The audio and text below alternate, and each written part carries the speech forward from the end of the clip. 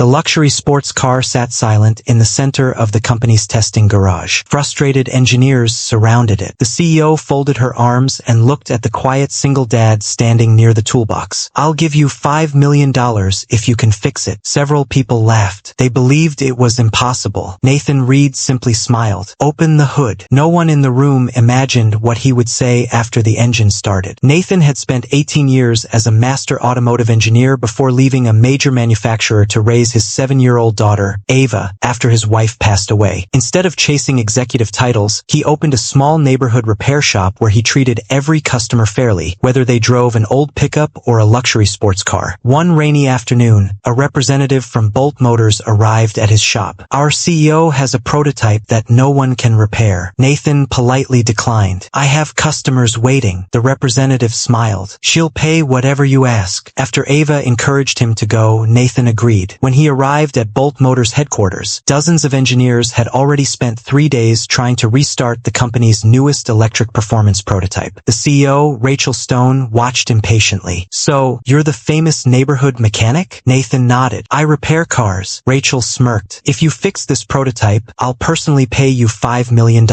Nathan looked at the disabled vehicle. "I'm not here to win a bet. I'm here to solve a problem." He quietly inspected the battery system, software logs, and cooling unit. Most engineers assumed the fault was inside the expensive power system. Nathan noticed something different. A tiny wiring connector had been installed backward during final assembly. It was a mistake that prevented the control system from completing its startup sequence. He carefully corrected the connector, reset the software, and stepped back. "Try it now." The engineer pressed the ignition button. The prototype came to life instantly. The silent garage exploded into applause. Rachel stared at the dashboard in disbelief. "That's impossible." Nathan smiled. "No, it was just overlooked." Rachel laughed with relief. "I lost the bet." She instructed her assistant to prepare a $5 million payment. Minutes later, the check was placed in Nathan's hands. Everyone expected him to celebrate. Instead, Nathan quietly handed it back. "Keep the money." The room became silent. Rachel looked confused. "You earned it." Nathan smiled. "I never came for the money. I came because someone needed help." She frowned. "Then what do you want?" Nathan looked around the garage. "I noticed something. Your technicians are talented, but they're afraid to admit they might have missed something. No one should fear asking for another opinion." The words stayed with everyone in the room. Rachel canceled the check. Instead, she invited Nathan to lunch. During their conversation, she learned he spent weekends teaching basic car repair to teenagers from low-income families. He believed every young person deserved a useful skill. "You could have been rich years ago," Rachel said. Nathan smiled. "My daughter already thinks I'm the richest dad in the world. That's enough for me." A week later, Rachel visited Nathan's small repair shop. She watched him patiently explain an engine problem to an elderly customer without charging for the inspection. She finally understood why people trusted him. Instead of giving Nathan $5 million,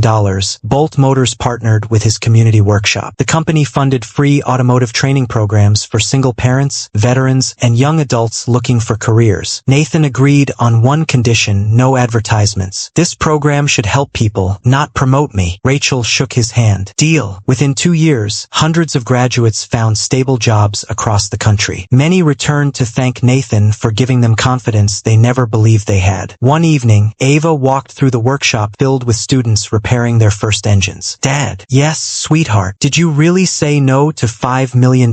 Nathan laughed. "I did." "Were you crazy?" He smiled. "Maybe, but money can disappear. What you teach people stays with them forever." Years later, Ava graduated with a degree in mechanical engineering. During her graduation speech, she looked proudly toward her father. "When my dad was offered $5 million for fixing one car, everyone thought refusing the money was the unbelievable part." She smiled. "It wasn't. The unbelievable part was that he found a way to turn one repaired car into hundreds of repaired lives." The audience rose in a standing ovation. As father and daughter walked outside afterward, Ava squeezed his hand. "Dad, if you had another chance, would you take the money?" Nathan looked at the sunset and smiled. "No, because the greatest reward was never the check. It was watching someone else's future start running again." He realized that true wealth isn't measured by the size of a bank account or the value of a reward. It is measured by the number of lives made better because of your knowledge, your kindness, and your willingness to help without expecting anything in return. On that day, Nathan fixed far more than a prototype. He repaired a company's perspective, opened doors for countless families, and proved that the richest people are often the ones who know when to walk away from money and choose purpose instead. If this story moved you, hit subscribe on Enlightened Story for more, and drop a comment below telling us what you'd have done in Nathan's shoes.